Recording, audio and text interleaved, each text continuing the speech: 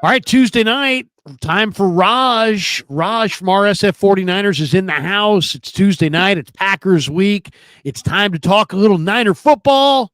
Let's go.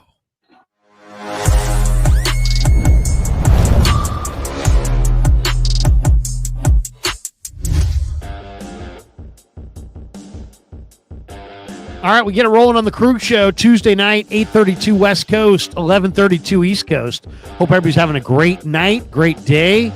Welcome to the Krug Show, brought to you by Pig and a Pickle, the best barbecue in all of Northern California. Check them out. They're in Emeryville. They're in Corte Madera. They're open 7 days a week. We're also brought to you by Sharp Corners, Sports Cards, and Collectibles. They're at 205 Cypress Avenue in Pacific Grove, California, on the Monterey Peninsula. Thanks to my friend Anthony Catania. He's at 831-521-5264. And this live stream is sponsored by Better, the official daily fantasy sponsor of the Krug Show. Raj and I won last week with our Better lineup. Use Better to make daily fantasy lineups and win real money. We just did it. Download the app below. Make sure you use the promo code Niners to get your first deposit matched up to $200. Everyone who does is automatically entered into a drawing to win a signed Fred Warner jersey. We'll announce the winner at the end of the month of November, which is unbelievably only about 10 days away. How about that? We're already on the 19th of November. Raj, good to see you, man. How are you? I'm good. I'm glad to be back after last week's fiasco. I'm good, man. This is my third live of the night, so let's roll, baby. I'm good. Third live of the night.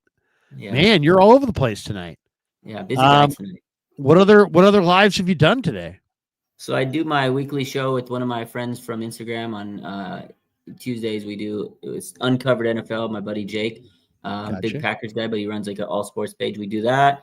And then somebody else reached out to me a couple of days ago, and I know his uncle who runs a big pizza shop here in town. So I was like, yeah, I'll go live with your cousin. And so I did that, and then I got you tonight. So, well, let's get right into it. What'd you think of the Seahawks game? Obviously, it was a loss, so you couldn't have loved it too much. But it was a weird game because I literally walked into the corner of the press box to tape a video that celebrated a 49er victory, only to sit there and watch them then just piss it away as Geno Smith drove down the field and eventually ran in for the game-winning score.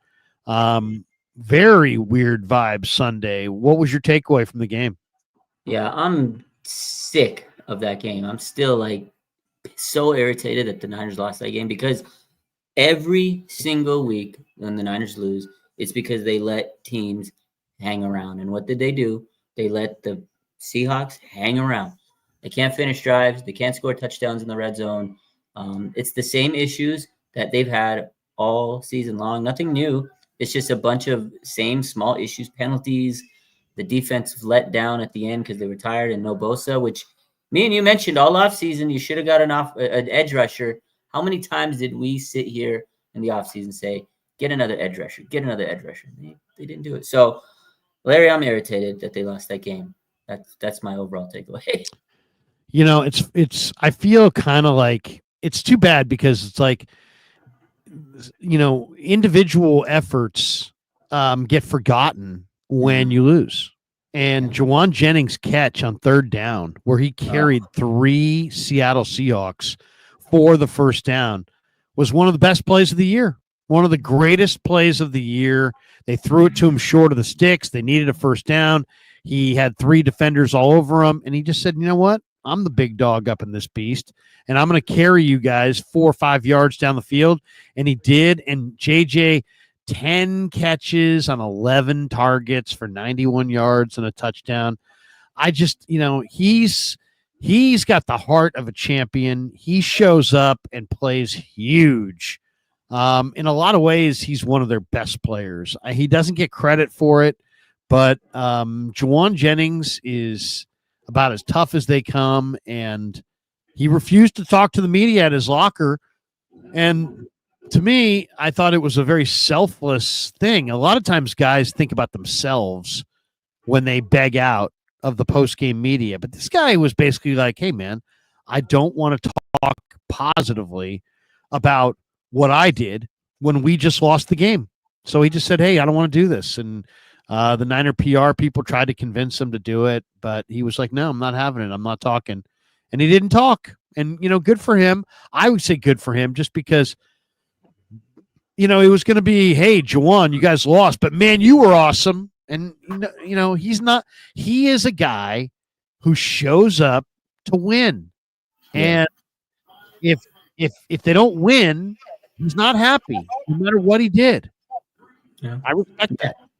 And this is the second time this season that he opted not to talk to the media. And after a monster, like every time Juwan Jennings goes and has like a mega performance, the Niners find a way to screw it up. And it sucks because he has been out there busting his ass up, not just this year, every year. This guy was a 7th-round pick. He came off the practice squad. He's worked his way up the roster, and he's proven he's probably one of their best players in the league, in their team, like you said. And it's like, man, that whole drive was Jennings touchdown. I was like, oh my God, he didn't want this team to lose. Like, I felt like he was the one guy on offense that was trying to make sure they won the game. And after the game, yeah, you shouldn't want to talk to the media. I don't blame him. It's the second time it's happened. Super Bowl was no different.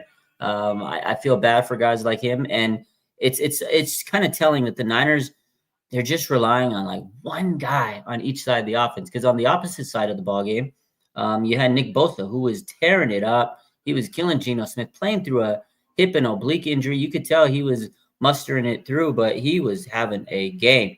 The moment he went down, the defense, they flipped the switch, and they just couldn't stop Geno. Geno gutted him. We had the game-winning, touchdown run, hit the night in the Bay. Still sick of that, Larry. The defense couldn't stop him. 80-yard drive after they couldn't muster 40 yards in a drive. So it shows you how good Bosa's been this year, but it also shows you that they really rely on like one or two guys, and you can't win football games that way. It's tough. Yeah. No, seriously. They got some great players on this team, but when those guys are out, man, the drop-off is significant.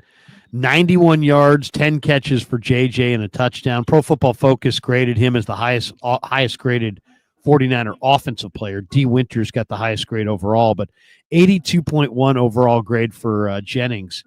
And he ran 61.5% of his routes out wide. He led the team in yards per route run, but he didn't just lead them. He doubled the 49er receiving group. He had 2.68 yards per route run.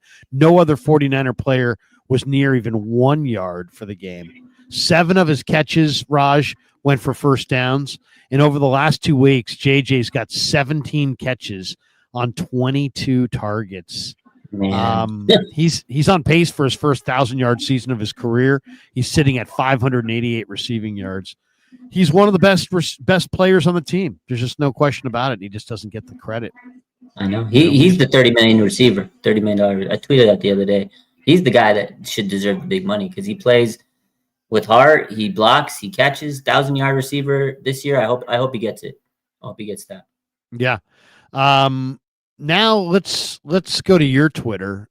You have on your Twitter, you have a Richard Sherman message to the 49er players.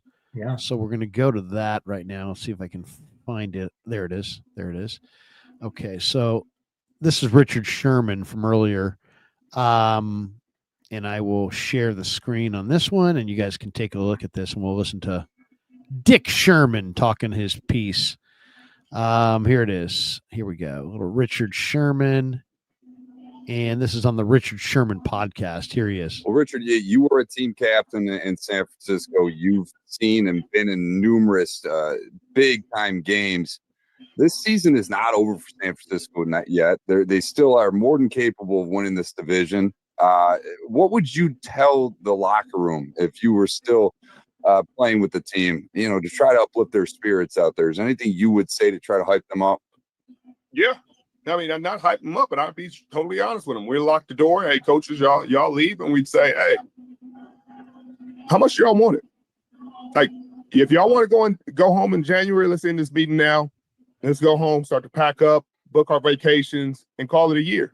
But if y'all serious about being championship team, and you got to show it, you can't wait. You can't wait for guys to make a play.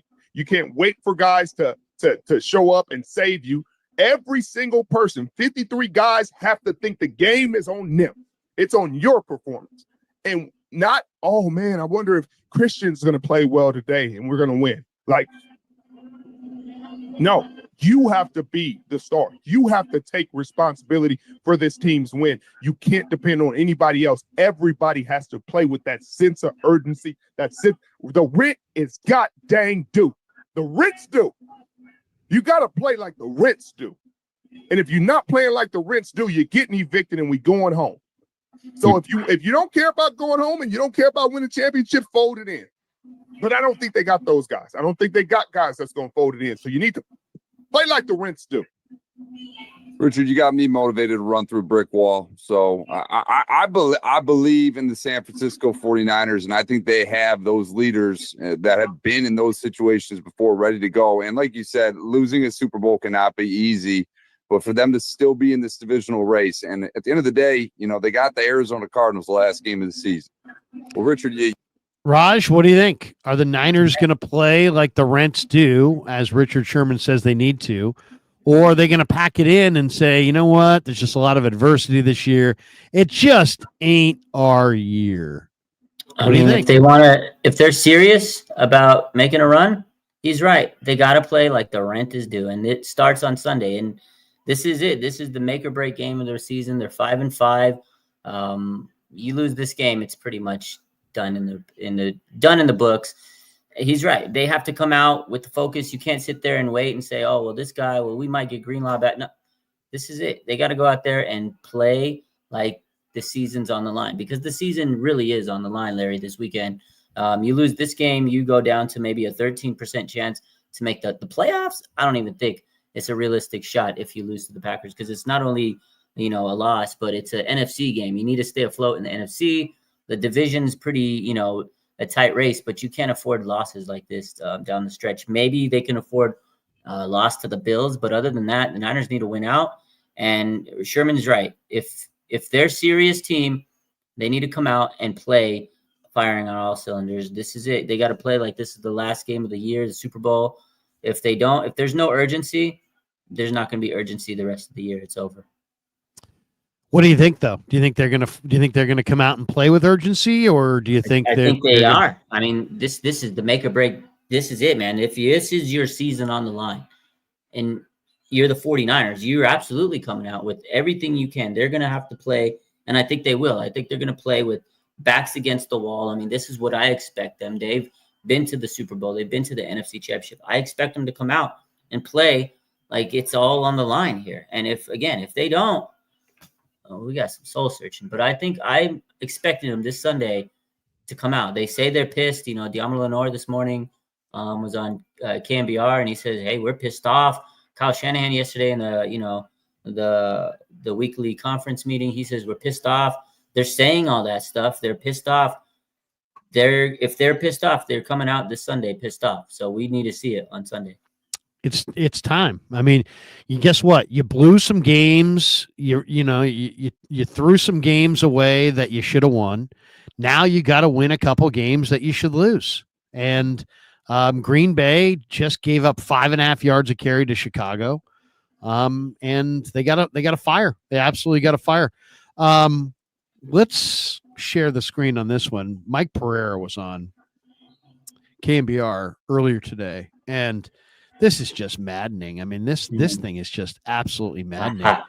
Yeah. The Niners should have had a 4th and 1 opportunity, and instead it was 4th and 6, and they punted. Shanahan was asked if it was 4th and 1. He's like, we probably would have gone for it, but they didn't go for it. They punted. And now we're finding out that it should have been 4th and 1 instead of 4th and 6 because the officials blew the call. Mike Pereira was on KNBR with Greg Papa and Greg Silver earlier today, and we'll let you listen to it. Now, this is a long cut. This is like 7 minutes. So we're not going to play the whole 7 minutes, but here's a minute or two of this little conversation, and then we'll comment. There was a curious play where the Niners were getting ready to punt with 2:45 to play in the game. They were facing a 4th and 6. And the line judge over on the Seattle sideline, ward number 16 yesterday, Kevin Cody, For some reason, he came running from the Seattle sideline and he stopped the game. And our initial thing was, well, they just called a timeout right before they wanted to see how the Niners were going to line in the punt formation. But of course, they called a timeout before on the throw to Jawan Jennings. And you can't call back-to-back timeouts in the NFL. Years ago, Joe Gibbs, out of retirement of the Hall of Fame, did it at Washington against Buffalo, and it was an egregious error. Do you have any idea why would Kevin Cody, the line judge, come running in and stop punt formation if, in fact, somebody from Seattle sideline did not call a timeout? Did you get any clarification on that, Michael?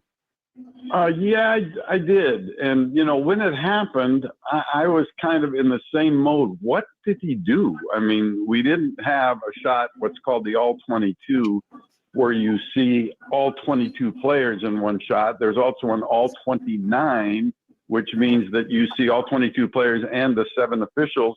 We didn't have that shot. So we were kind of in the dark on what had actually happened. However, when you look at the all 22 and the 29, it is clear that Seattle asked for a second timeout. And what you are to do when a team asks for a timeout, when they're not entitled to it. So either they're out of timeouts or they've already called one in that same dead ball period. What you do is ignore it.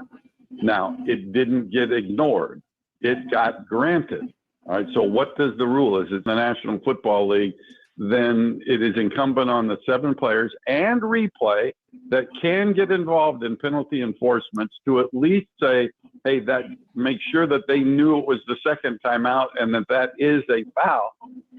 Somebody has to catch that. Well, now you got me go. Do we know who on the Seattle sideline asked for the timeout? Did it come from Mike McDonald, the head coach? It makes no difference. It makes no difference. But do we know who asked for it?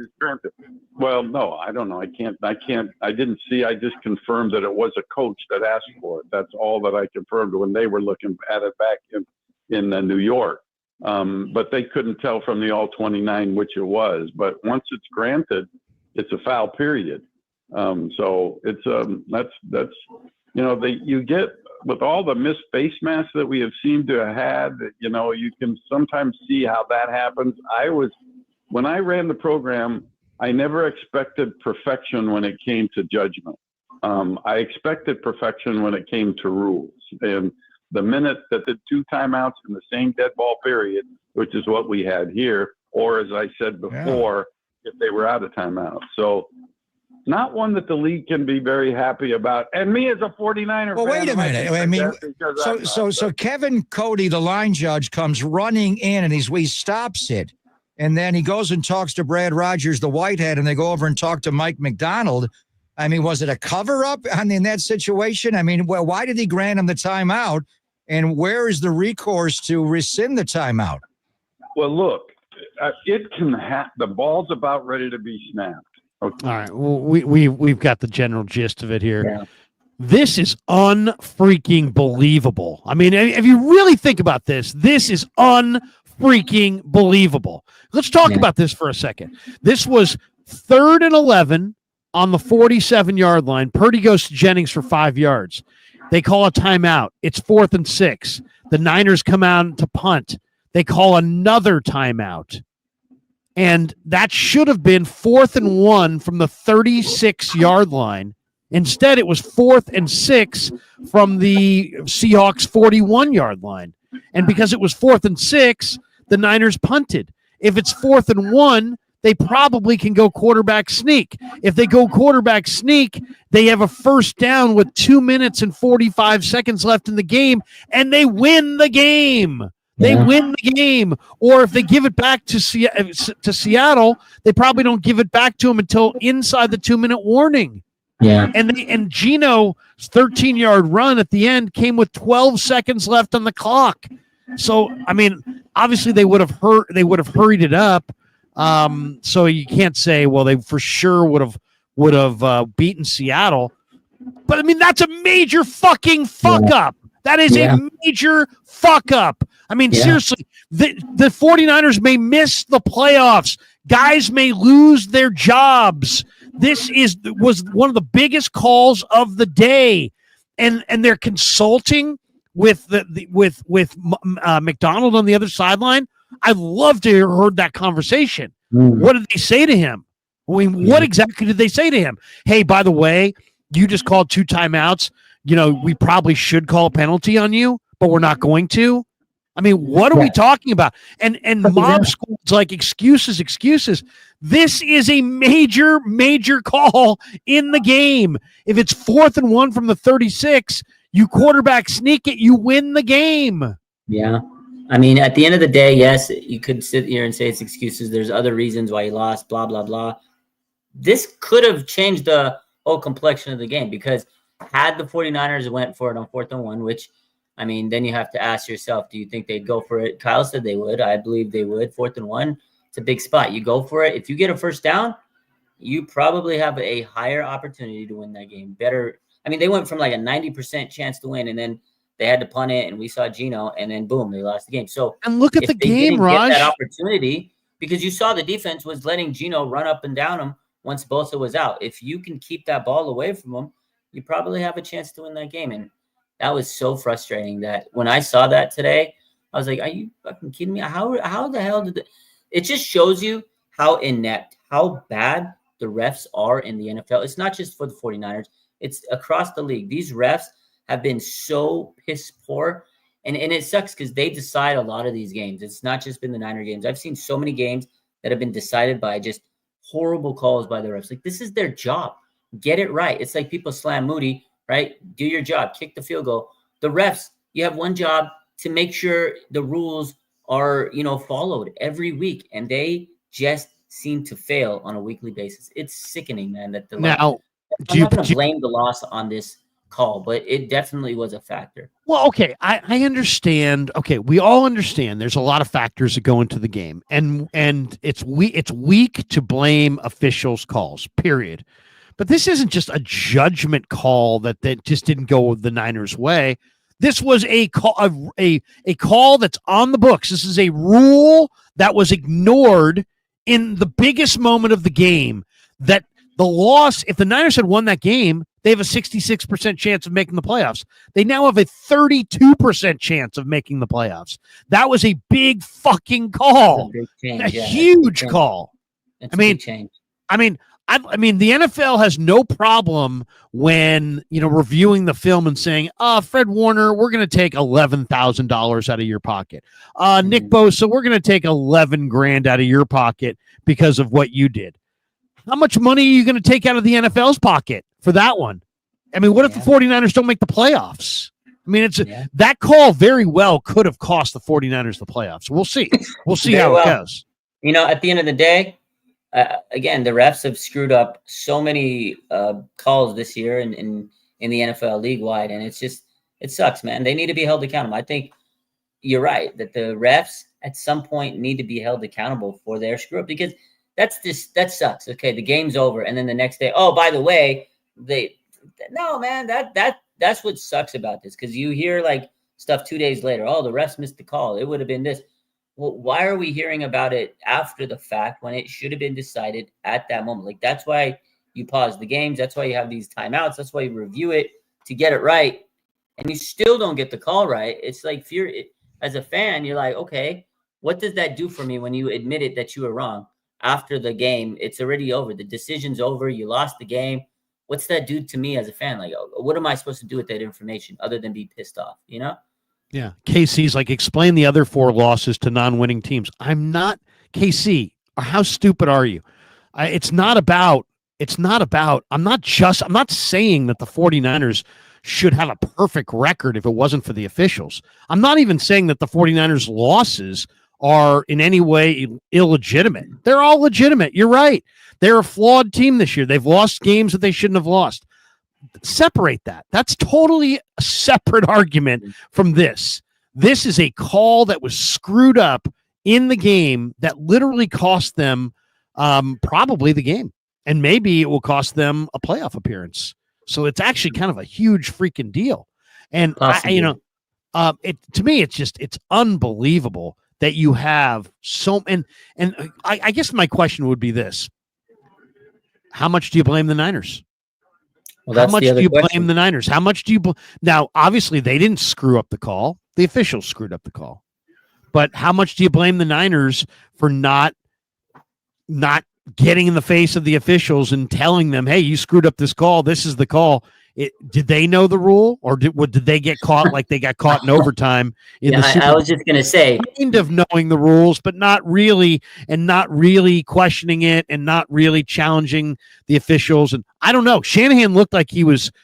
You could see in that video, you could see Shanahan saying something about the timeouts. He was taking issue with the timeouts. I don't know what he said about it, but he definitely took issue with it. yeah, maybe he wasn't vocal enough. And at the end of the day, I blame the Niners for putting themselves in that position to be, given a chance to lose that game in the first place. They shouldn't have been in that position. If you score, But if it's you finish separate. your drives, Yeah. They you could. know, They at had the end of football the day, things the they could have Niners would done. lose. Like, I get it. That play Yeah, definitely was a huge play, Larry. That could have changed the tide of the game. But the whole bottom line of this season is they're 5-5 because they're letting teams hang around. They're finding ways to let teams beat them. Like, that's it. They're shooting themselves in the foot. But those types of things are minor things that can change the complexity of the game. And I 100%. Maybe they should have been more vocal. Maybe Kyle should have screamed at the ref.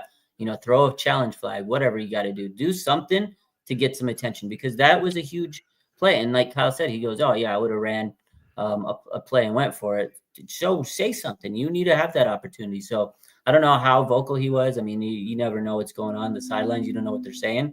Like you said, you would have liked to hear what McDonald was talking about. I would love to be a fly on the wall for that. But this is the area that when people say, "Oh, Kyle needs help," this is an area where if you have somebody in your ear who knows the rules and is telling you, "Hey, they just called 2 timeouts. This is a did they have somebody who knew the rule yelling and screaming about it and were ignored, or did they not know the rule? Did they not bring it up to the official? I don't know, but it's just unbelievable that a call of that magnitude in a sport where there's this much money on the line would go uncalled. And somebody could call 2 timeouts and not have a 5-yard penalty, and a 5-yard penalty in that situation changes the game. I mean, changes the game. So it's just it sucks. I'm not saying that, oh my God, the Niners are getting screwed by the officials and nobody else is. I'm kind of blaming the Niners a little bit. Look, go back to the Philadelphia playoff game, the NFC Championship game. That was, you had Afonga saying incomplete. You had Jalen Hurts sprinting down to the other side of the field to get a play called on time. You had 2 different indicators that you needed to challenge it, and you didn't. So maybe Kyle's got too many things going on. Maybe he's wearing a few too many hats. Maybe they should have somebody who questioned that Eagles call. Maybe they should have questioned this call. I don't know. Maybe they did. But man, what a bitter loss this was. What a crushing loss this was, and potentially what a screwed up call this was. So whatever. It made the loss worse. When I saw that, I was just like, I was already mad because you lose a division game to the Seahawks out of all teams, and then you see something like that, you're just like, okay, throw salt on the wounds. Again, like, what are you supposed to do with that information? It's like, okay, the Niners got screwed. What am I now? What does that do? You're going to change the score of the game? You can't do anything about it. So it's like, fuck. Now we just pissed. Yaffe. Karen Kruger, stop crying. Fuck off, Yaffe. That's what I'm going to say. I'm going to say goodbye, goodbye, Yaffe. I don't think we need you anymore here in here, Yaffe. Wow. Seriously, don't call me Karen Kruger. I'm bringing up an actual point that happened in the game, and it was blatant. It was absolutely blatant. And maybe it's the 49ers' fault. Maybe the 49ers should have questioned it. There you go. You just got ejected. Yaffe just got ejected. Sure, they should have questioned. I honestly, the Niners are throwing their season away because they make some stupid mistakes. But that situation could have changed everything. If they would have won that game, I'd feel a lot more confident going down the rest of this season. We have to say goodbye to somebody else in here too. I got to say goodbye to somebody else in here. Whatever. I mean, you bring up anything you want. here we go. We're gonna goodbye. Oh man, he Couple guys gone. getting booted. He gone. See you, jabroni. No, but I mean, come on, man. Come on. I mean, seriously, that is just so bad. I mean, that just makes already bad game so much worse. I mean, you could see Greg Papa was sitting there in like disbelief doing this interview with Pereira. Like, what? This could have been the game right there. Big D Trump says, Larry, come on, dude, freedom of speech. No, it's not freedom of speech. You can say whatever you want. I don't have to sit there and look at it. I definitely don't have to look at it. Hit the road. That's what I would say. All right, let's go better. This live stream is sponsored by Better, the official daily fantasy sponsor of the Krug Show. Use Better to make daily fantasy lineups and win real money. Download the app below. Make sure you use the promo code Niners to get your first deposit matched up to $200. Everyone who does is automatically entered to win a free signed Fred Warner jersey. We will announce the winner at the end of November. We were big winners last week, Raj. I don't know if we can do it again, but we were big winners last week. Who do we want to go with here? Do you want to go? Purdy's got a sore shoulder. Let's go to Purdy. Let's see what Purdy's stats are. We've got 250 and a half passing yards. That's it. That's it for Purdy. It's not bad. Packers defense good, but I can see that. You like more than 250? That seems a little high for me. Yeah, with the sore shoulder, I'm gonna pass on that. I don't know how his shoulder's gonna be. Let's go Kittle. Let's see what Kittle's stats are. Yeah, we need 58 and a half receiving yards for Kittle. He didn't play this week. That was another crusher. You didn't have Kittle, and then Saubert shows up sick. So more he was still in the game. 58.6 for Kittle. I'll take that. I like that. You like 58.6 or more? I like more than that. I think Kittle have a big game. Okay, let's go more than 58.6 on Kittle. Let's check out Jennings, because Jennings is been really good. He's cooking. He's the man. 59 and a half receiving yards for Jennings. Wide receiver 1. Yeah, it should be easy work for him. I would say more. Let's go more there for Jennings. Let's go to Christian Watson. Christian Watson's hot. He had 150 receiving yards this last week. Yeah, 43 and a half receiving yards. Let's go more for Christian Watson. You don't think Demo's going to lock him up? No, he had 150 this last game. He's got tons of speed. He's their big play guy. Do we got a Jordan Love interception? He's always good for interception, or is it just yards? Let's see, Jordan Love. No, they just have the 246, 245 and a half passing yards. I think we're good. Let's go Tyler Kraft, or Tucker Kraft, I should say. Tucker Kraft, not to be confused with Tyler Croft. Tyler Croft. Tucker Kraft, 34 and a half receiving yards. I like that more as well. He's having a really good year.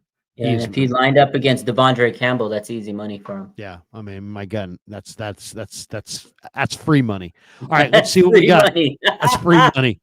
You're lined up against D. Campbell, Mr. No Lateral Agility.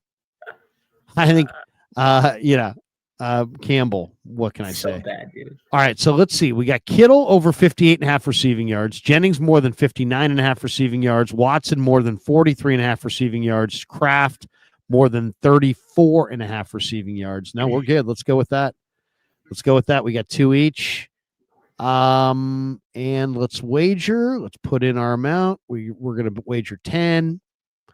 We can win 100. That's right. We're going to win $100. Win so it, I feel baby. good. We winning. So once again, download the app below. Make sure you use the promo code Niners to get your first deposit matched up to $200. The live stream sponsored by Better, the official daily fantasy sponsor of the Krug Show. Everyone who does is automatically entered to win a free signed Fred Warner jersey. We will announce the winner at the end of November. All right, there you go. Thanks to Better for being a proud sponsor of the Krug Show. All right, couple other things I want to get to here. One, Kev has some interesting stuff on his Twitter about the lack of separation from the receivers. I don't know. I mean, this was some good statistical breakdown here by Kev. And I'll just share the screen so you guys can see this. and I went with this tonight on KMBR. This is the NFL average separation when targeted. 2.97 yards. Here's where the Niners are. Brandon Ayuk on the year, 2.4.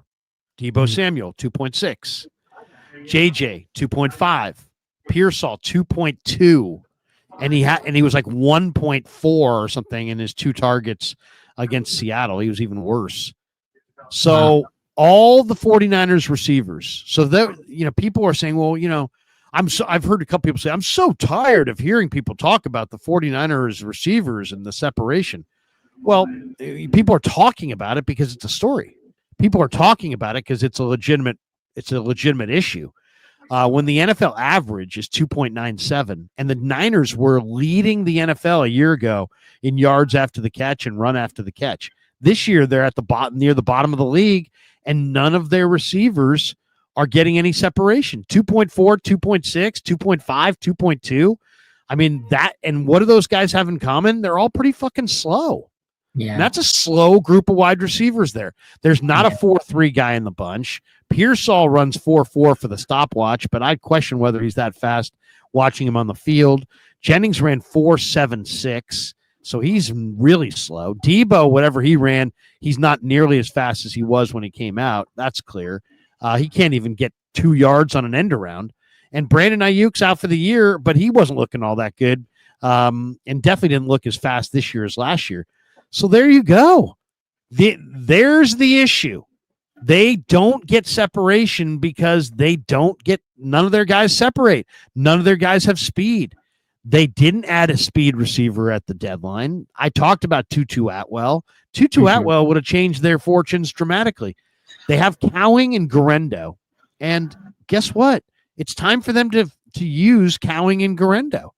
Otherwise, it's going to be Niner receivers blanketed in coverage the rest of the year.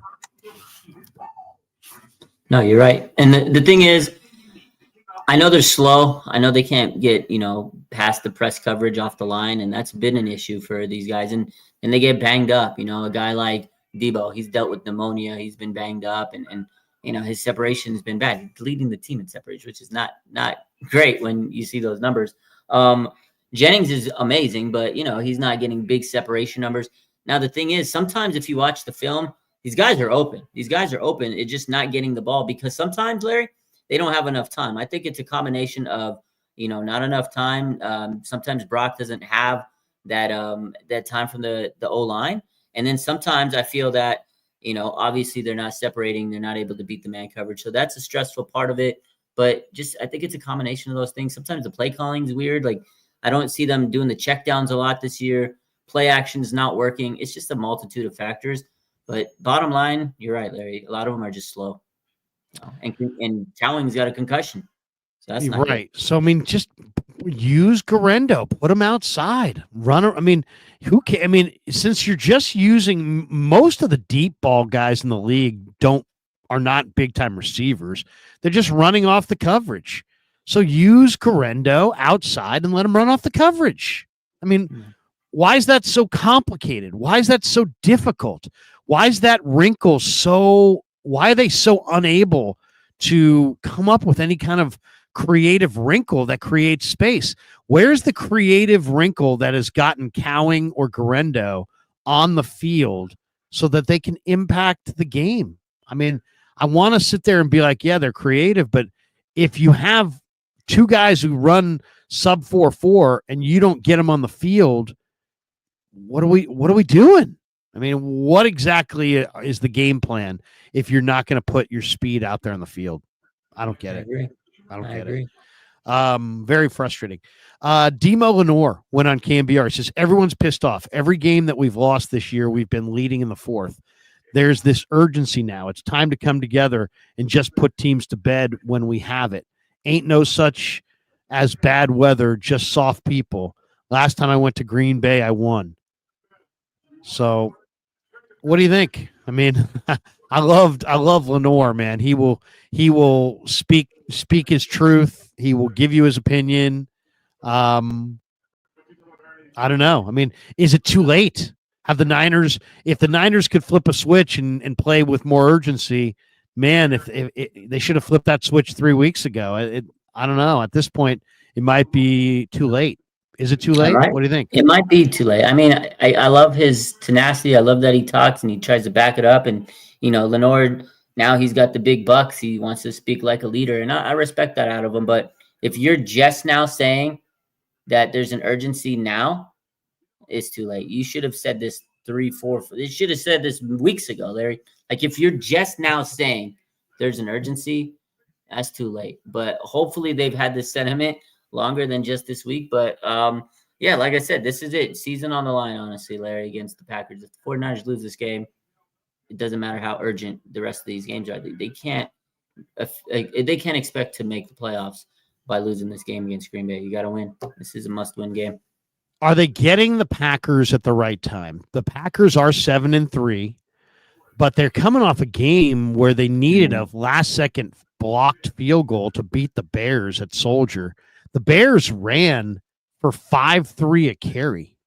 Yeah. DeAndre Swift ran for 5.1 a carry. Caleb himself got loose and ran for 70 yards. But I mean, the Bears ran it effectively. They really did.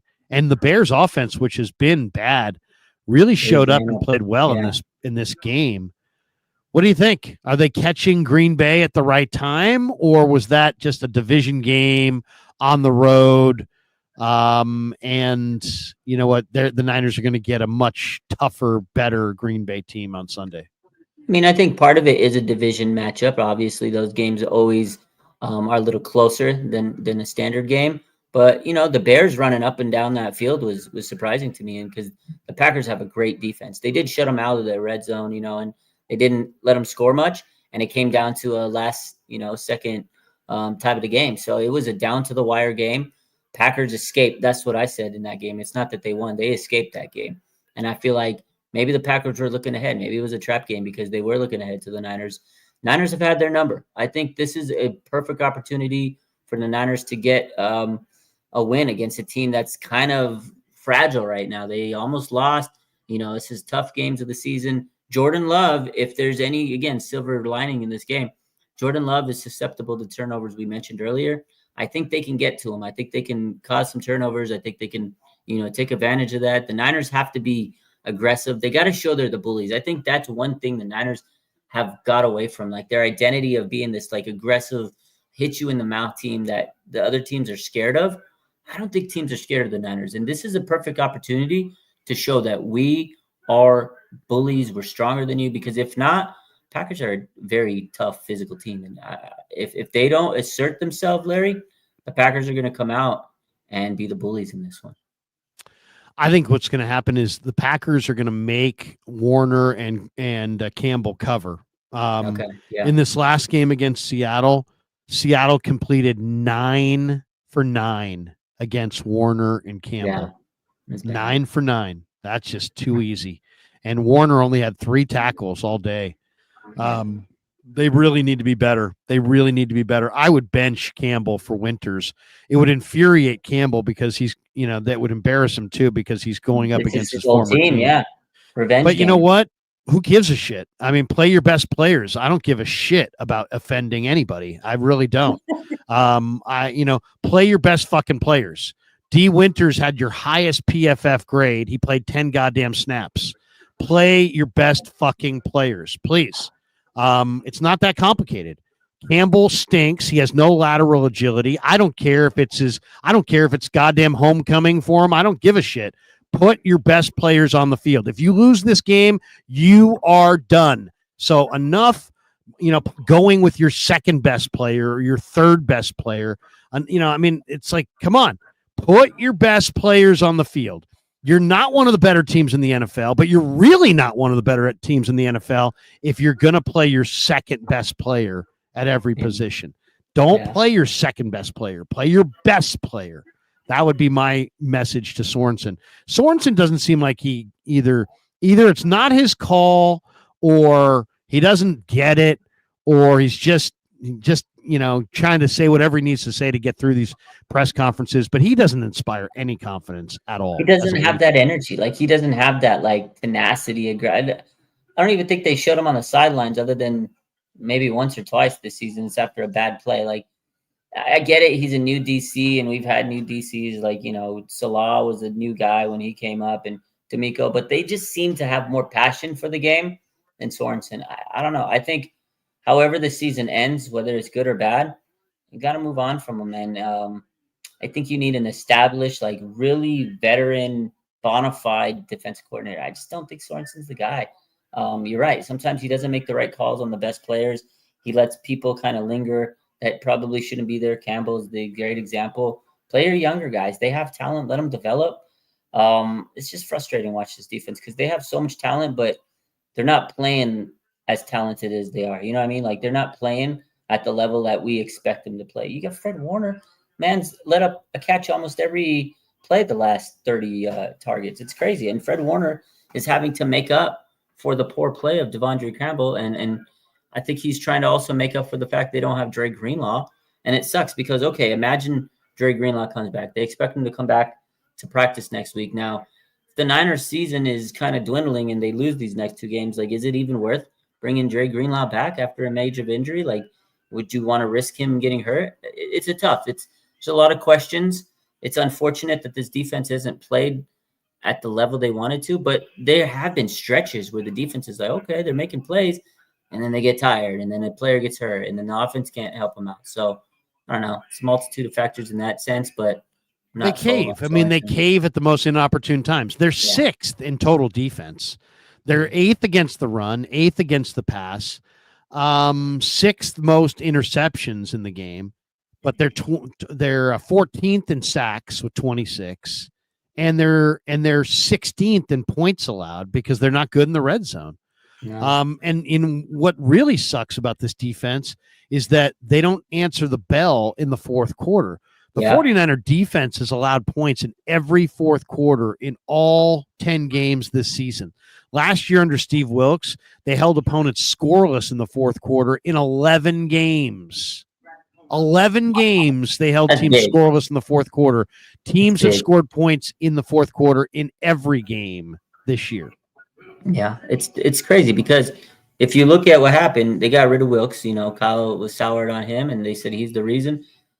And you bring in Sorensen. He, to me, has done nothing to make this defense better. Like, I don't think they've gotten better. That's what you want when you hire a new DC. You expect them to be a better defense. And I 100% don't think they've improved. And like you said, the fact of the matter is once they get to the fourth quarter, they've lost their leads. And it's because the defense falls apart at the worst time possible. I mean, sometimes it's, maybe they're tired because the offense isn't helping them. But it's a consistent pattern. Almost every week, they've fallen apart. They let leads go. I mean, hell, the Cowboys almost came back and beat them. CeeDee Lamb bleeded them out that night. And I was like, oh, no, don't sit here and tell we're going to lose. But that's it. Every week, fourth quarter comes, and I'm literally just stressed to the max, Larry, because I don't know if they're going to be able to hold the lead. Well, I mean, that's the thing. I mean, they've gotten pushed to the brink at this point. One of the interesting articles I think written by the Niners in the last week was Matt Barrows did a great piece on Evan Anderson, and he talked about, I don't know if you read it in The Athletic, Raj, but it's really good. Talks about how the Niners, that Chris Kasarik called him after the draft, and then they had a bunch of teams. Seattle was one of them that wanted to sign Evan Anderson as an undrafted free agent, and Chris Kasarik would never let him off the phone. This is a kid who one time weighed 377 pounds at Florida Atlantic in 2020, and he even played a little lacrosse in high school. He saw that. Fractured a kid's skull playing lacrosse. I played lacrosse in college and in high school. I'd love to know what exactly he did with his stick to fracture another kid's skull. But he said it was a clean play. Tom Herman was his coach at Florida Atlantic. He coached Poona Ford. He coached Ed Oliver. And he basically said if Ed Oliver's a 10 as far as movement ability, he says Evan Anderson's a 9. So he's only 22. He's the second youngest player on the team to Malik Mustafa. And he's been absolutely outstanding. To me, Evan Anderson would be the biggest positive surprise of the year. Give me your biggest positive surprise. Give me your biggest negative surprise on the team this year, in your mind. Yeah, for sure. And it's nice to see that there has been some silver linings on this team, and a lot of it has been that rookie class. Like Evan Anderson, unbelievable, undrafted. I saw he posted about that on Instagram about the lacrosse thing. There was like a post, some Max Preps or some page posted about. So I saw that story. I was like, oh, that was crazy. This guy's a strong mother, But he's definitely among them. To me, the strongest positive has been the development of Dominic Pooney, man. Like this guy, absolutely fantastic. I mean, you can say that about many of the rookies, right? Mustafa Green, et cetera, they've all been good. But Dominic Pooney, legit, is a Pro Bowl caliber offensive lineman. He's a rookie. They've needed linemen. This has been like, oh man, this guy has not let up at a quarterback hit. He has not let up a quarterback sack through the whole season. He's a rookie, Larry. This guy has been playing outstanding ball. I think he's been the best offensive lineman on this entire roster, this season. I know they have Trent Williams. Dominic Pooney, man, you watch the film, it's like, wow, every week he's plowing guys.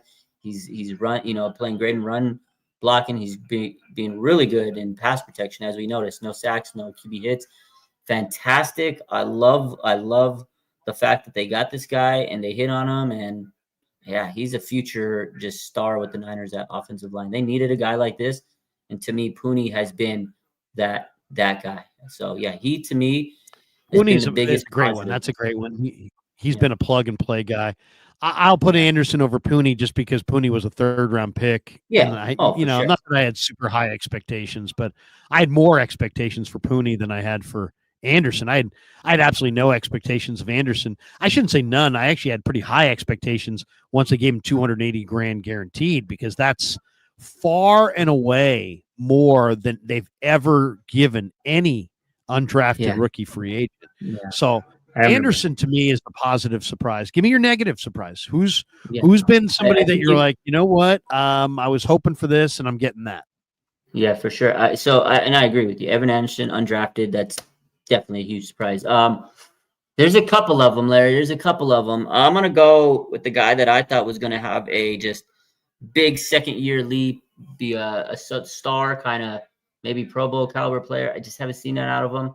Again, there's been a lot of these players, but I think Jair Brown has been that guy. I just didn't see enough out of him. He seems slow. He lacks coverage skills. I just haven't been impressed with him. I know he had an interception here and there a couple times a game, but you expect that out of him. He's supposed to be a playmaker. They drafted him last year. He was their crown jewel of the draft class, and I just haven't seen enough out of him. Hopefully he can continue to get better. But to me, again, there's a lot of them. I can sit here, go down a list, but I just was so hyped up out of Jair Brown. And I expected him to just go out there and be like Fred Warner caliber player. I thought he was going to be like Fred Warner good, and he's not that good. He has kind of regressed a little bit in year 2. I'm going to go with a year 2 guy as well. I'm going to go with Robert Beal. I mean, this guy is 6'4", 260. He looks like a monster. He has no sacks. He has no hits on the quarterback. He has no TFLs. He's played 10 games. He's bad, dude. Yeah, that's 10 a good one. games. No sacks, no quarterback hits, no tackles for loss. 10 games. That is hugely disappointing. Yeah. He's, to me, very disappointing. Come on, you're 6'4", 255, and you're ripped, and you run sub 4.5, and you can't do anything. No sacks, no hits, no impact, no memorable plays, no TFLs, no nothing. Wow. I mean, that's not even a TFL, not single one. You didn't one time bust through the line and tackle somebody in the backfield, not once the whole year in 10 games. That's disappointing. He's been hugely disappointing. And then I would say the other one, that's on defense. On offense, I'd say Jake Brendel. I mean, Chris Forster keeps telling me how great Jake Brendel is, and then I look at PFF, and PFF keeps telling me how terrible he is. I mean, PFF and Chris Forster do not see eye to eye on Jake Brendel at all. Yeah. Chris Forster talks about Jake Brendel like he is like like a Pro Bowler. Like he's like one of the he's the creme de la creme of Yeah, centers. He sucks. Pro Football He's so Focus bad. is like this guy's outhouse. This guy's just a non-factor. This guy's awful. This guy's one of the worst offensive linemen in the sport. So something's got to give. Either Forster's full of shit or PFF is fucked up, but somebody's wrong because they both can't be right. Jake Brendel can't be the guy that Forster sees and the guy that PFF sees. No, I mean Forster's gonna go to bat for his guy, but forget PFF. Watch the film, Larry. Jake Brendel is absolutely terrible. You watch the film, and I'm like, oh man, every time he's getting pushed around, he misses.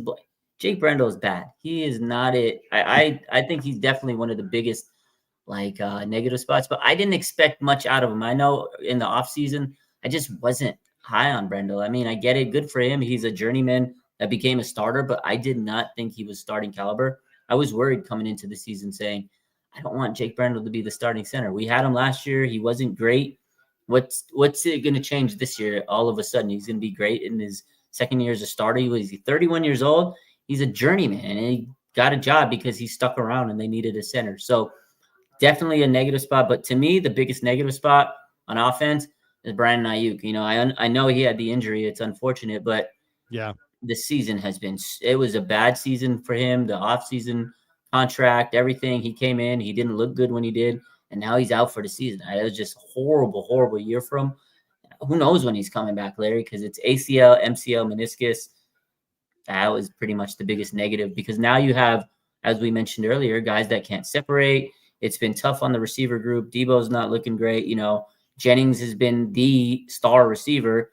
And other than that, it just hasn't seemed to have much chemistry, anybody with Brock. And Brock's not getting those big passes. He's not getting the big yardage like we expected. And I don't know. I feel like a lot of it spiraled out of the whole BA situation. To me, that was the biggest negative spot on the offense. Yeah, I mean, that's been a huge frustration point for sure.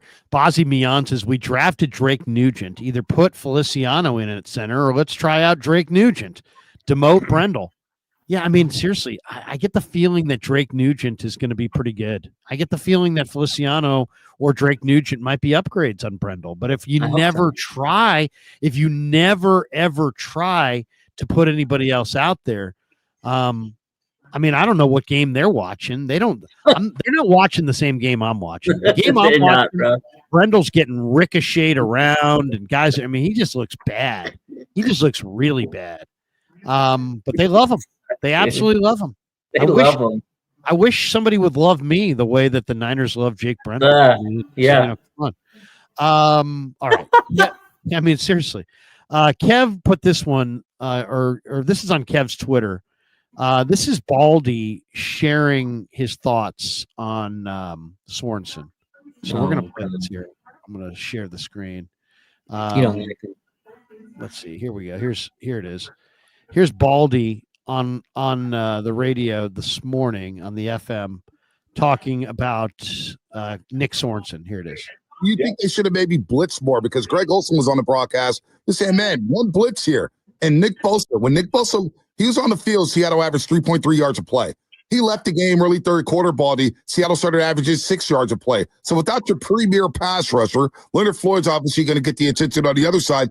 Do you think Sorensen maybe should have dialed up more pressures? Now, I know that puts a lot of stress on your young secondary, but something's got to give here. You got to either get some pressure on Gino. He got way too comfortable in that second half. It was too easy. It's easy for Greg. I mean, look, I don't disagree with Greg at all. But even when they did blitz, I mean, it was just Fred Warner just kind of fitting in as a fifth rusher. There wasn't anything overloads or free hitters. They don't really know how to do that. I'm not here to throw Nick Sorensen under the bus, but they don't, as opposed to, Steve Spagnuolo and some of these other teams in this league that are good blitzing teams, they just don't know how to get a free hitter to the quarterback. They just don't dial it up. They don't overload. They don't disguise. And so they're pretty bland in what they do. Wow. I mean, that's crazy. He's not lying, Larry. That's not that's not exactly the ringing endorsement for give Nick Sorensen a fucking 3-year extension. I mean, my God, they don't know how to dial it up. They don't do any overloads. They're not creative. I mean, what would you say Sorensen does here then? I mean, come on. I mean, why did the Niners want this guy as the defensive coordinator if he can't dial up a blitz? He doesn't know, I mean, to hear Baldy say it, he made Sorensen sound awful there. Yeah, he's bad, man. He hit it right on the head. They don't seem like they're creative. They don't seem to know what they're doing on defense. And I think that's the inexperience in Sorensen. He's not a defensive coordinator. This is his first year. I think he's learning on the fly. You can't have that. If you're a Super Bowl contender, you can't have your defensive coordinator that's just a brand new guy that, oh yeah, he knows the team, he knows the system, he's a team guy, we'll promote him. No, you need a guy that's a bona fide star. And honestly, I'm going to say this. I think the 49ers wanted Brandon Staley as their DC. That's why they brought him in, but he didn't get the job because I think people would have been like, oh, what the hell? They were going to question it because they questioned the fact that they interviewed him, Larry. People are like, whoa, I don't want Staley. And I think Kyle likes Staley. I've seen him so many times around him. You see him at training camp. You've seen him at all these like he's always close to Staley. I feel like he wanted Staley because I think they're good friends off the field. But in order to justify bringing Staley, they're like, okay, we're going to make Nick the DC guy. He could be the name.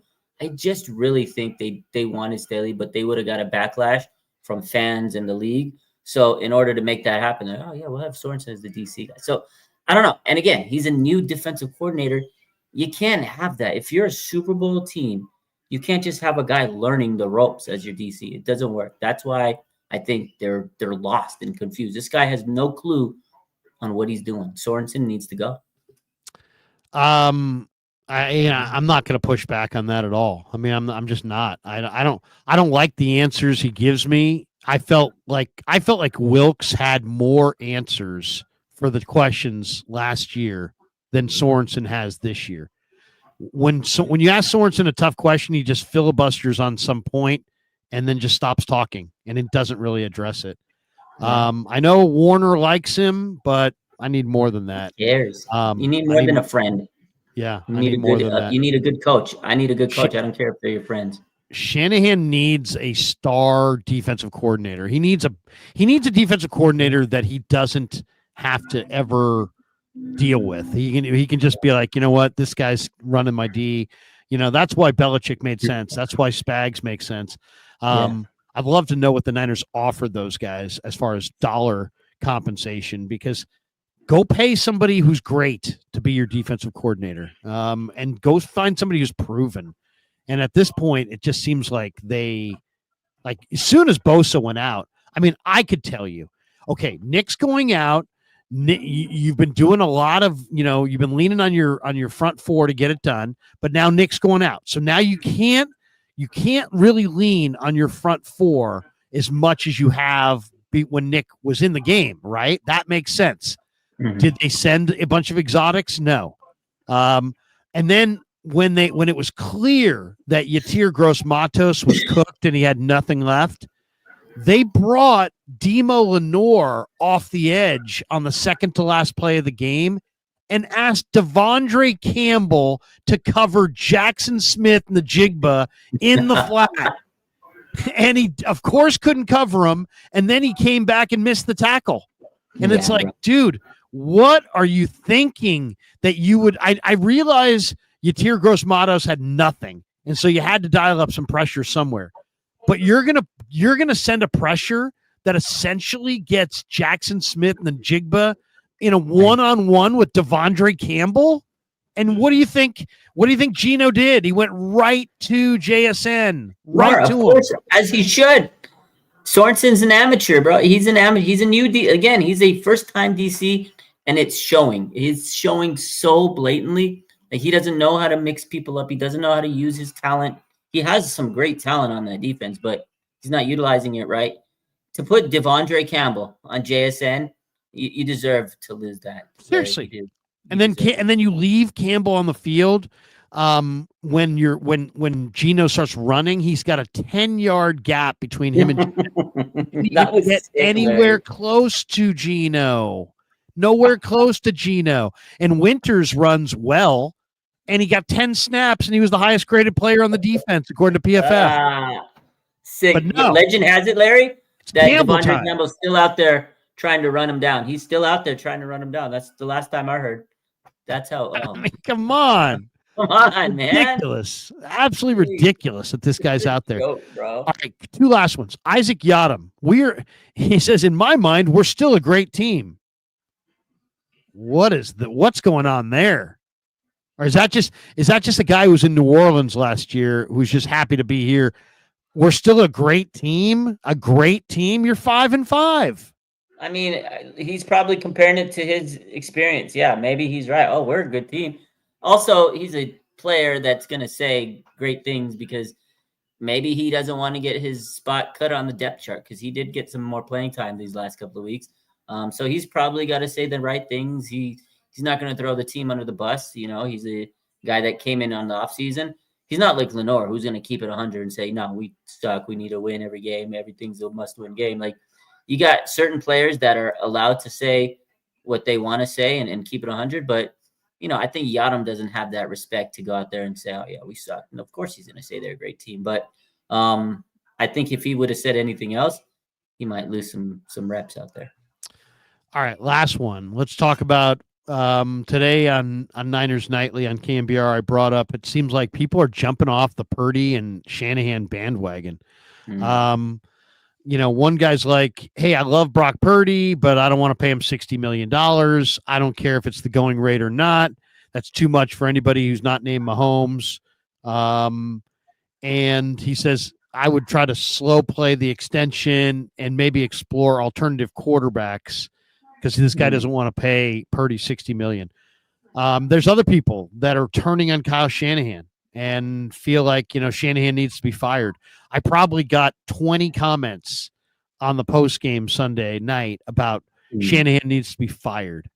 Dang. And, you know, here's the thing. I'm looking at the 49ers breakdown, their statistical breakdown. Okay. They haven't had CMC a lot of the year. Ayuk's done for the year. Debo is a shadow of what he used to be. So with all that going on, the Niners are still number 2 in total offense. They're number 7 in rush offense. They're number 4 in pass offense. They're number 1 in the NFL in time of possession average.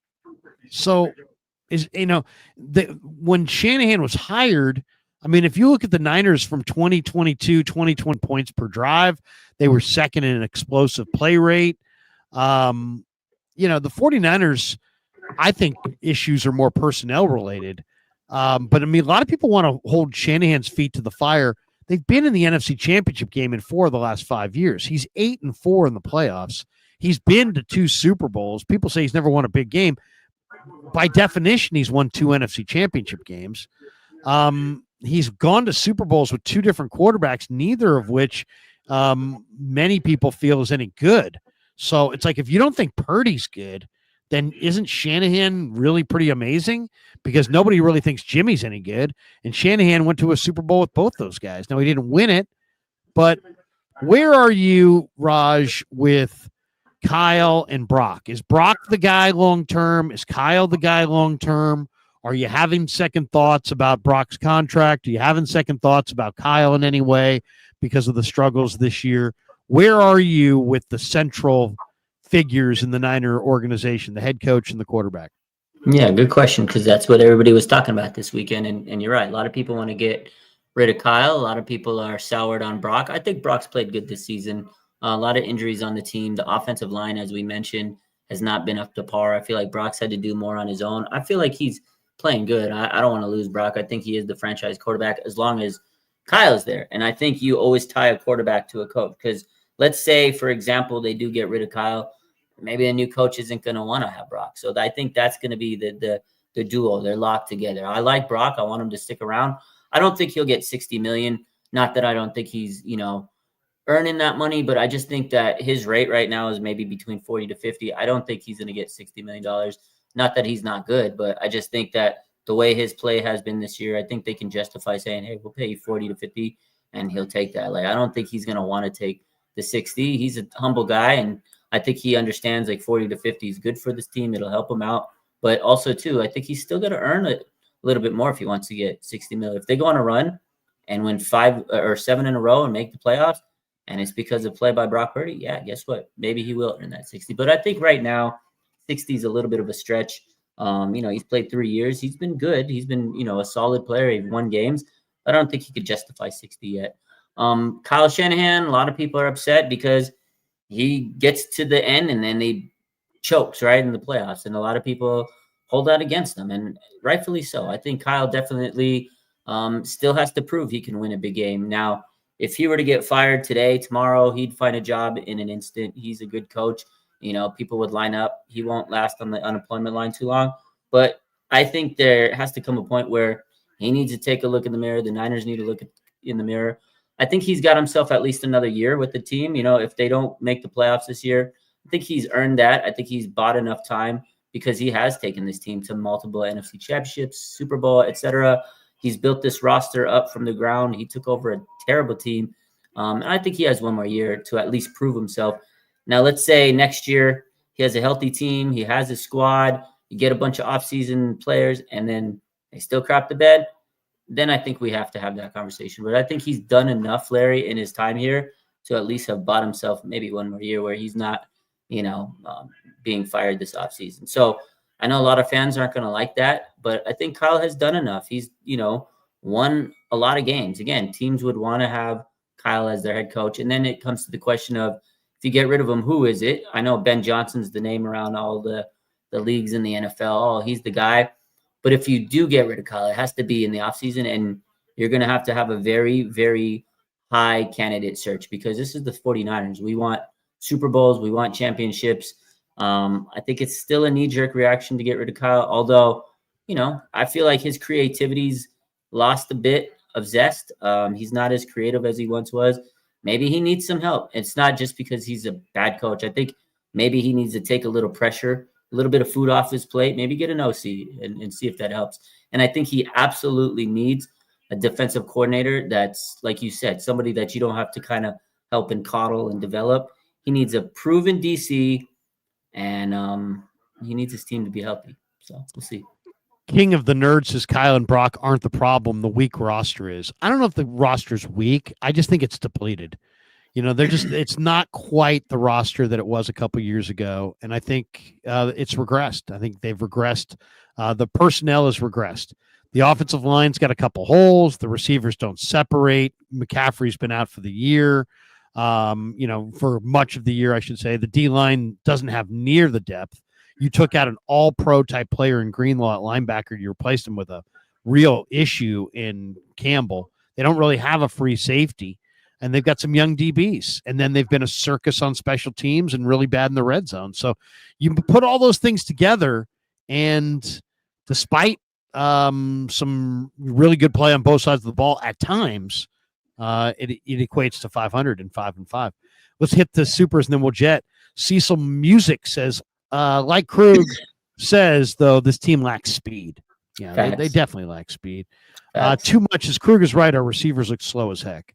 Yeah. James Makastad says that McDonald audio going to be lost like the JFK tapes. Yeah. That's funny. Yeah. Anthony Catania, one of our sponsors, says, love the show, guys. Appreciate what you guys do. Go Niners. Thank you, Anthony. Appreciate you. Go check out Sharp Corner Sports Cards and Collectibles in Monterey. That is Anthony's store, and we appreciate him for sponsoring. Tommy Huxley says Niners turned into a finesse team. They need physicality. They definitely are not. They don't have that violence and that swagger on defense, and it's asking a lot to say, "Oh, Dre Greenlaw, it's all you." Yeah, they lost Dre, but they also lost Aziz, and they lost Jimmy Ward. And they, Ebukam, Mosley. I mean, they lost, 4 or 5 guys there. That Menahu, yeah, big time guys. I mean, big time guys. They lost. That's true. That's a good point. We got this one from Tammy McDaniel. She says Packers are going to give the Niners a butt whipping. They haven't forgot the playoffs. Well, we'll see. It's The definitely Niners have owned something them. on their mind. Yeah, I mean, no question. You don't have Dre Greenlaw to get that last interception. Big D Trump says, I blame the team collapse on John Lynch 100%. Nobody ever talks about Lynch completely destroying the team.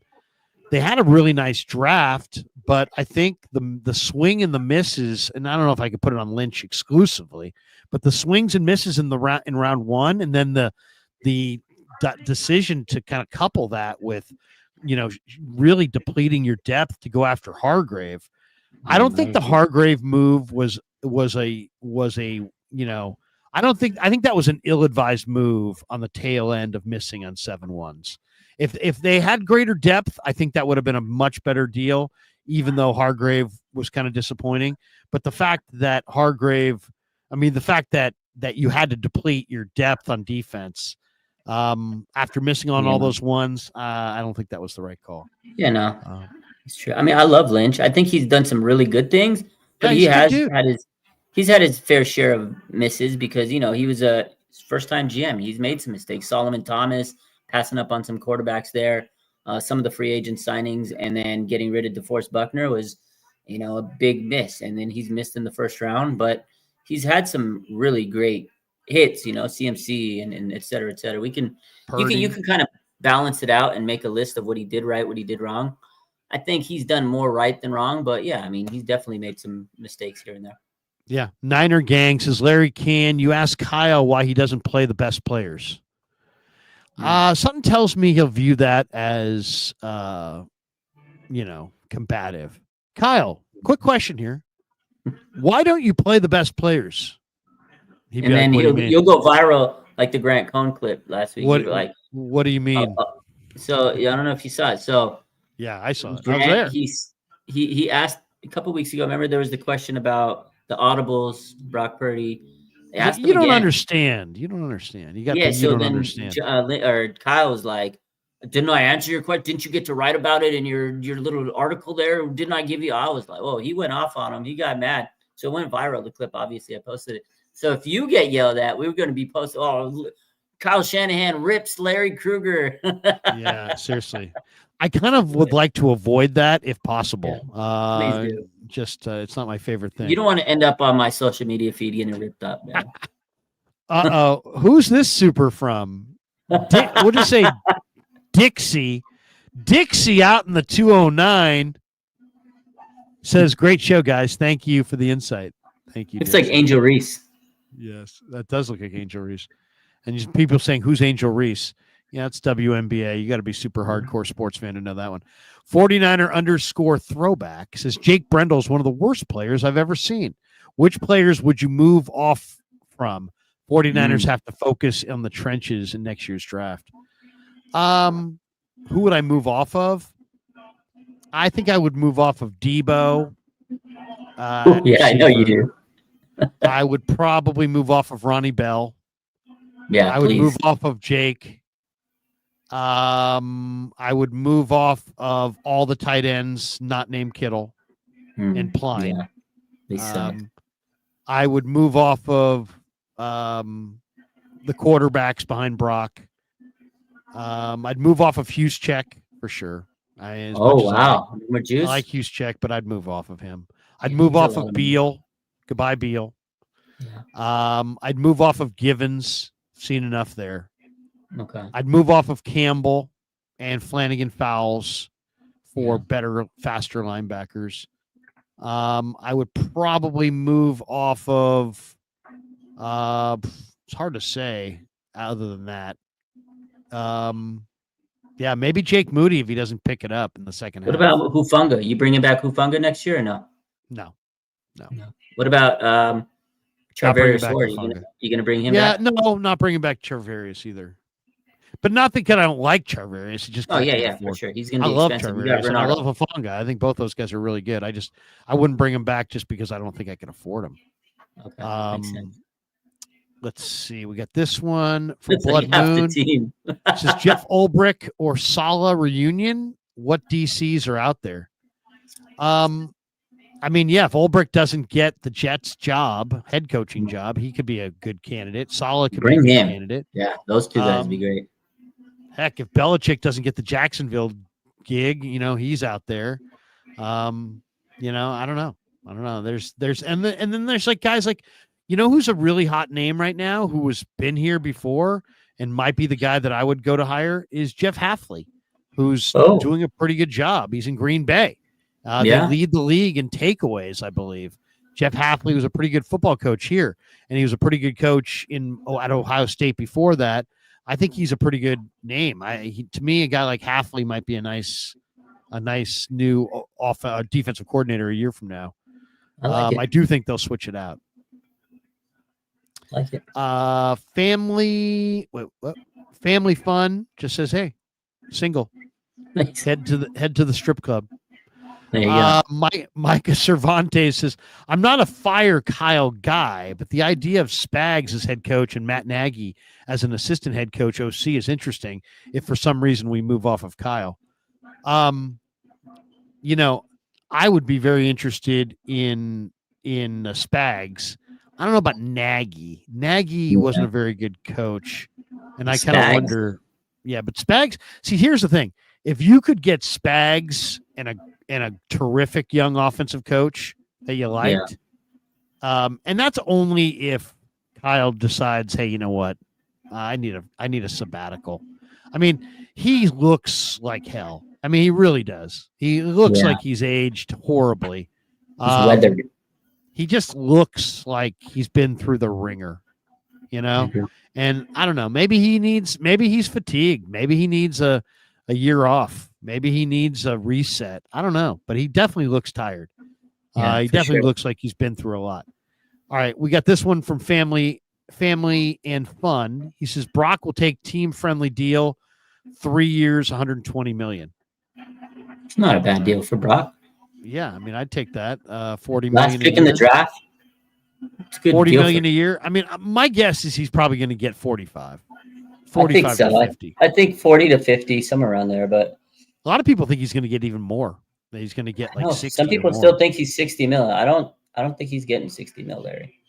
Terradome in the chat. What's up, Terradome? He says, no one can lead you to where they have not been. That's almost that's getting very close to unburdened by what has been. That's that's very close. That's a very close quote there to the former VP. That's gonna, which makes me laugh. That's gonna do it. That's gonna do it for us tonight. Raj, you got a final thought? We'll give you the final thought. Niners Packers week. Niners have to have it. It's in Green Bay. Temperatures they say are going to be between 30 and 45. So it's not going to be crazy, but it's going to be cold. That's cold. I'm going to be there, Larry. You're going. They better You're win. going to Lambeau. Yeah. I'm flying up to Lambeau. I'll be you. flying up Friday night. I'll be watching the Niners in Lambeau. I get to experience Lambeau. So I'm excited for that. I'm excited to go watch, but they better not let me down in the cold, Larry. If I fly all the way down there and lose, I'm going to be very, very, very upset. So let's hope they get a dub. Tomorrow night, I'll be interviewing Jeff Garcia on my show at the Plex. So I'm excited. You got some good stuff coming up. Yeah. What do you think? I mean, though, do you think the Niners are going to get this one? You think it's going to be close? You think it's going to be high scoring, low scoring? This is it. Niners are going to win. I got them winning 24-20. I think it was what I had my last stream earlier. I think they win because this is it. The season's on the line. If you really want to show up and win, just like Richard Sherman said, hey, look, man, if you think you have something left and you want to make a run in this season, this is it. Rent's due, Larry. If this team is serious, if they want to make a run, you win this game. And I think this is it. Backs against the wall. The team knows this is an absolute must-win game. You lose this game, the season's over. I think they're going to win. You got too many damn good players on this team. Now, it will be interesting to see the practice reports tomorrow. I hope Bosa can play this weekend. I don't know. Also, we need Brock Purdy to be healthy. I'm sure he'll be back tomorrow, maybe limited, but those are two key factors I'm going to keep an eye on this week with updates. But I think the Niners win this game. I think they can get to Jordan Love and force some turnovers and somehow win this game. If not, It's nice knowing you, Niners. I'm going to say 24-21 Niners. I think they get outplayed, but they're +3 in turnovers and win by a field goal. Damn. Oh, I think God. it's going to be one of those games, Raj, where we feel like Green Bay looks like the better team, but the Niners get the win. And we are in the post game and we're like, it's a win, but man, they didn't look very good. I get that. That's what I'm predicting. Yeah. What's that? Someone said I better layer up. I got like 3 pairs of long johns. I'm gonna be layered up. Don't worry. I'm freezing already. Last question for you. What is the best 49er road game you've ever been to? Best 49er road game I've been to. Yeah, wow. What's the Niner road game that you went to? You said, you know what? That was the greatest Niner road game I've ever seen. You know what? Actually, that's a good question. I've been to a lot, but the best one I've been to a couple years back, that 2022, the year that we played the Packers in the divisional round, that before that game, the Niners played the Dallas Cowboys in AT&T Stadium on the road. That was an amazing experience. A great game. Niners won in Dallas. Heck of a game. Was that the one where Elijah Mitchell scored on a touchdown to start the game? Yeah. That was a fun. With the one where Debo said, just give me the ball, backpack, and he takes off for a touchdown. Remember that one? Yeah. That was the one. That game was amazing. It was on the road to walk into AT&T Stadium and see the Niners beat them in the playoffs. Oh man, that made my day. That was great. Yeah. I'll go with November. It was right about now. It was literally 1 week before, a few days before Thanksgiving. I was in Dallas and I was there in 95 for Niners Cowboys, 13-point underdogs with Elvis Gerback. Yeah. On the road in Dallas. Derek LaVille high stepped in at the for a touchdown at half to make it 31-7 49ers. Blew them out. Blew them out. I was young at that one, but I remember that one. Actually, last week I was talking to Jesse Sapolo. I had him on my show, and he was. Oh, did you? Jesse, I had him on too just a couple weeks ago. Jesse's he's awesome. And we were talking, and he basically said that was his. I said, "What's your favorite moment from this team?" And he literally said that game. He goes, "Man, we weren't supposed to win. We had." Backup quarterback. He was sitting there saying the same thing. He goes, Elvis Gerback, 13-point dogs. He's like, Rice scored at the anthem. And he told me that. He goes, we weren't supposed to win. And he goes, you know how fun it was to go into that stadium and beat Dallas? And we weren't supposed to, and we thumped them. I was like, wow. So he told me the same thing. He said that was his favorite moment of all time. And he's won 4-time Super Bowl champ. Yeah. Pretty amazing. Amazing. All right, that's going to do it. Golden State Valkyries. Krug is eating honey buns in the press box. I will not be eating honey buns, but either way, the food in the press box has been pretty decent the last couple of weeks. That's going to do it for us. For Raj, I'm Larry. Thanks to Pig in a Pickle for being the title sponsor of the Krug Show. Thanks to Better for sponsoring this live stream, and thanks to Sharp Corner Sports Cards and Collectibles. Check them out in Monterey or Pacific Grove to be exact. Anthony Catania. He's at 831-521-5264. For Raj, I'm Larry. Have a great night, everybody. Go Niners. Get the win on Sunday against Green Bay. And fuck those officials. Never met a man I've been scared of. Careful,